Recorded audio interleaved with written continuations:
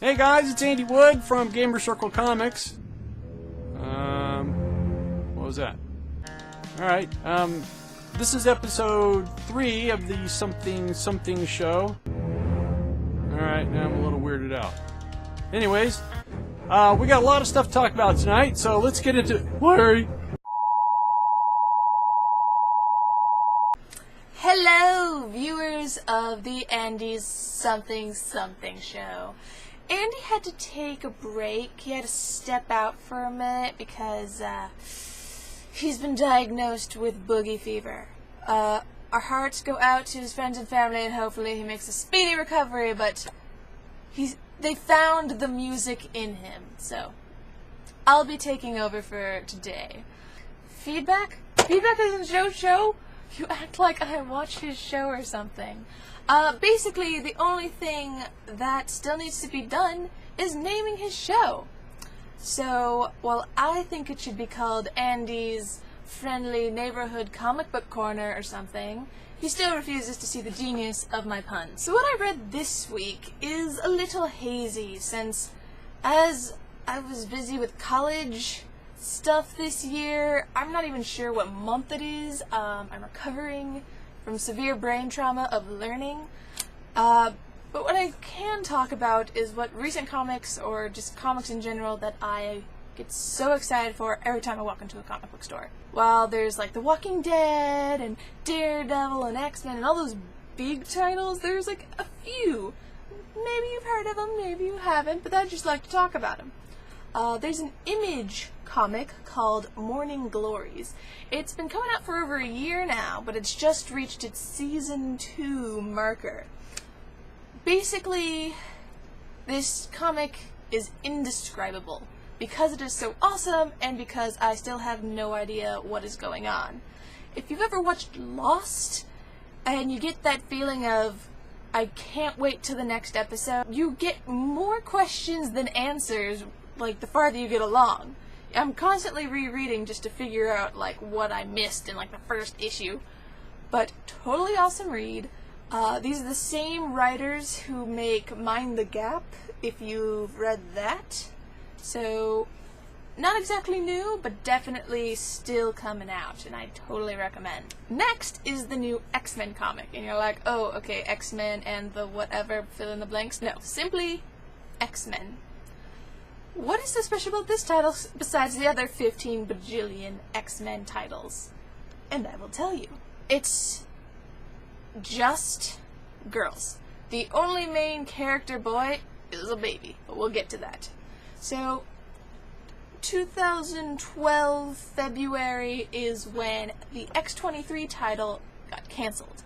And something that happened as a result of that, besides me crying constantly, is that Marvel no longer had a comic book with a female lead. Now, since then and now, Captain Marvel got her own comic, and Red She-Hulk has gotten her own title too. But this X-Men comic is an all-female team, like only female X-Men, and I love it. Love it. 'Cause, okay, off the top of your head, female teams in comic books. Okay, so Birds of Prey. Exactly. Power Girl and Huntress might count, but they're more like a duo. So, besides the fact that we finally get some femme fatale in here, what is interesting, even though there's only been a couple issues so far, Jubilee, if you remember, was turned into a vampire, and now she's no longer a vampire. How? I don't know. Why did she have a baby? I don't know. Whose baby is it? I don't know. You have to keep reading. Final comic I would like to talk about is the Young Avengers. Now, this is sort of a revived title, if any of you recall, because, I don't know, a lot of death and stuff happened, so they sort of disbanded, but now they're back, and with some new faces. Kid Loki is my favorite new face to the team so far. It has a lot of in-jokes, so if you're not super into pop culture, maybe they'll be a bit hit and miss, but the story so far is awesome.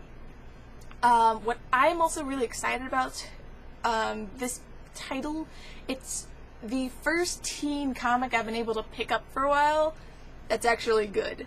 Like, personally, Teen Titans, Ravager, Superboy, that whole mess, not really interesting me. I mean, but this art, awesome, just writing, awesome, characters, fun, but definitely some drama, but not too much drama.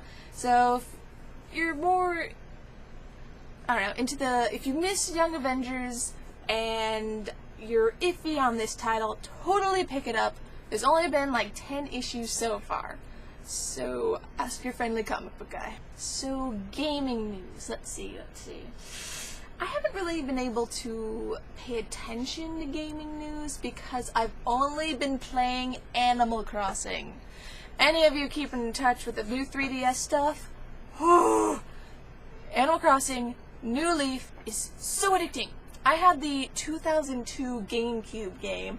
Like, I was not the best video game player when I was younger. No hand-eye coordination, and also I was all about the lifestyle games because you really didn't need to know anything except like, oh, this button here, yes. And it was amazing. And it's just one of those games that you can't describe to people.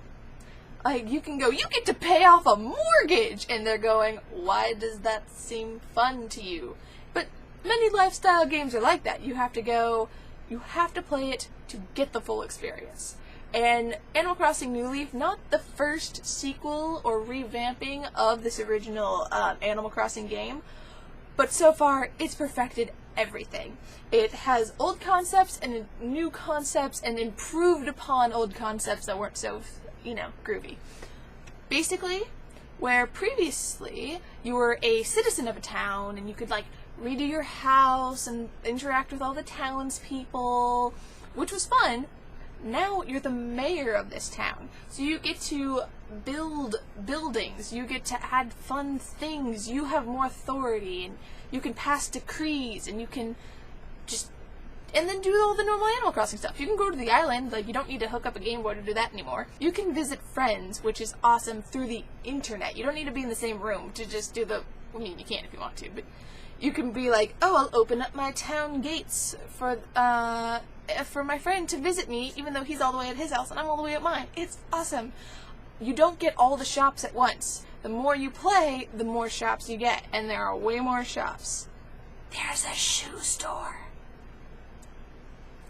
I'm really excited about that. If you have no idea what this game is, and you're totally just paying mortgages, being a mayor, responsibility of the game, why would I want to play this? Trust me, if you're able to keep a little bit open mind about lifestyle children's games, it's fantastic.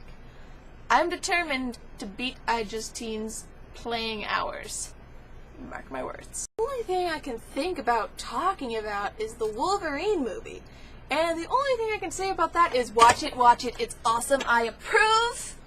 It has its cheese, and it has its genuinely awesome moments.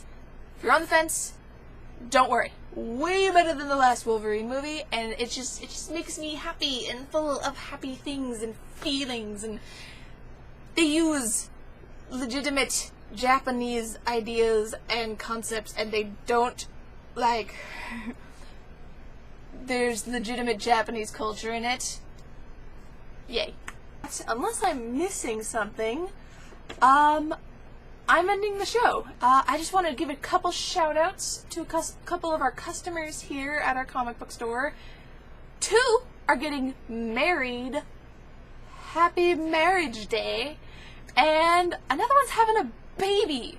The miracle of life from one of my favorite nerds. So congratulations, and bye-bye, Internet.